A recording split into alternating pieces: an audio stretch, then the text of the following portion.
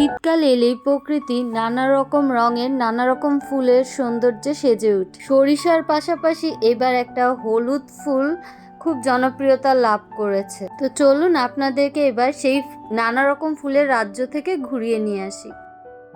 সেই সুন্দর হলুদ ফুলটির নাম হলো সূর্যমুখী।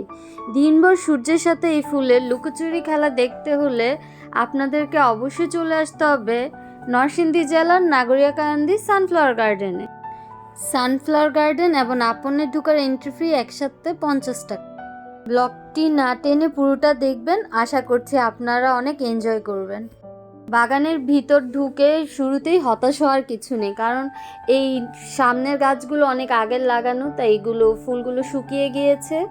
ভিতরের দিকে যত যাবেন সেখানে অনেক সুন্দর সুন্দর ফুল ফুটে আছে। তাছাড়াও আরও অনেক নতুন চারা লাগানো হয়েছে। এই বছর সবচেয়ে বড় সূর্যমুখী বাগান হয়েছে এই নাগরিয়াকান্দিতে। এর পিছনে বড় একটা কারণ হলো এখানে সামনে থেকে পিছনে সবগুলো সূর্যমুখী ফুল দেখা যায়। কারণ হলো নদীর তীরে হওয়ায় জমিটা ঢালু, যার কারণে সামনের গাছ থেকে পিছনের গাছগুলো তুলনামূলকভাবে বড়, যেই কারণে এই সূর্যমুখীর বাগানটা সামনে থেকে দেখতে অসম্ভব রকম সুন্দর লাগে। এই ফুলটি দেখতে অনেকটা সূর্যের মতো, তাছাড়াও সূর্যের দিকে মুখ করে থাকে বলে এই ফুলের নামকরণ করা হয়েছে সূর্যমুখী।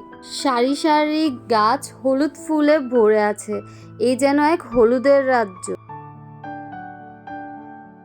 সূর্যমুখী ফুলের সৌন্দর্য দেখতে হলে আপনাকে সূর্য একদম মাথার উপর যখন থাকে, অর্থাৎ দুপুর 12টা থেকে 3টার মধ্যে আসলে আপনারা এর আসল সৌন্দর্য উপভোগ করতে পারবেন। তাছাড়া যত সময় যেতে থাকবে সূর্য যেদিকে ডুবতে থাকে ফুলগুলো সেদিকে নুয়ে যায়। সূর্যমুখীর বাগান এখানে একটা ওয়াচ টাওয়ার প্লাস বসে ছবি তোলার জন্য কিছু জায়গা করে দেওয়া হয়েছে। সূর্যমুখীর এই সৌন্দর্য সর্বোচ্চ 8-10 থেকে 15 দিনের মতো উপভোগ করতে পারবেন। তাই তাড়াতাড়ি দেরি না করে এই নাগরিয়াকান্দি সূর্যমুখীর বাগানে চলে আসুন। সূর্যমুখী ফুল শুধু সৌন্দর্য বর্ধনেই কাজ করে না, এর আরও অনেক উপকারিতা রয়েছে। এই ফুল থেকে বীজ সংগ্রহ করা যায়, তাছাড়া এর থেকে মধু বা তেলও সংগ্রহ করা যায়। এগুলো সংগ্রহ করে সূর্যমুখী বাগানে কৃষকরা লাভবান হয়ে থাকে। ঢাকা থেকে নরসিংদী বাস বা ট্রেনে অনেক রুটে আসা যায়, আমি সেগুলো ডেসক্রিপশন বক্সে লিখে দিব। আপনারা চাইলে কুড়িল বিশ্ব রোড বিআরটিসি বাস কাউন্টার থেকে সরাসরি নরসিংদী সাহেব প্রতাপ বা বেলানগর নেমে সেখানে যে কোনো অটোরিকশাকে বললে আপনাকে নাগরিয়াকান্দি সানফ্লাওয়ার গার্ডেনে নিয়ে আসবে।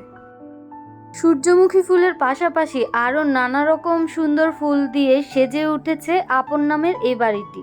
আপন নামের এই দোতলা বাড়িটি নানা রকম পিটুনিয়া ফুলে খুব সুন্দরভাবে সাজানো হয়েছে।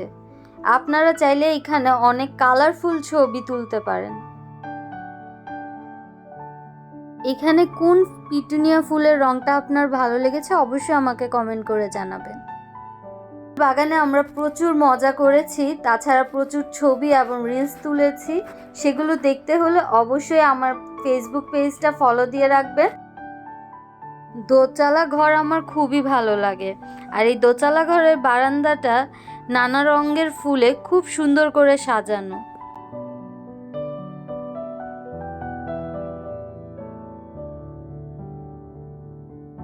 নেদারল্যান্ডের জনপ্রিয় ফুল টিউলিপ বাগান চলে এসছে এখন আমাদের বাংলাদেশের নাগরিয়াকান্দিতে।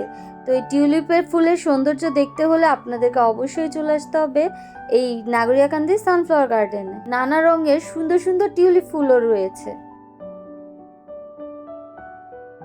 তাছাড়া এখানে চাইলে আপনাদের দুপুরে লাঞ্চের ব্যবস্থা রয়েছে, সেটা আপনারা এখানে আসার আগে ওনারকে জানিয়ে দিলে তারা ব্যবস্থা করে রাখবে। তাছাড়া আপনারা এখানে এই নাগরিয়াকান্দি ব্রিজটাও ঘুরে যেতে পারেন।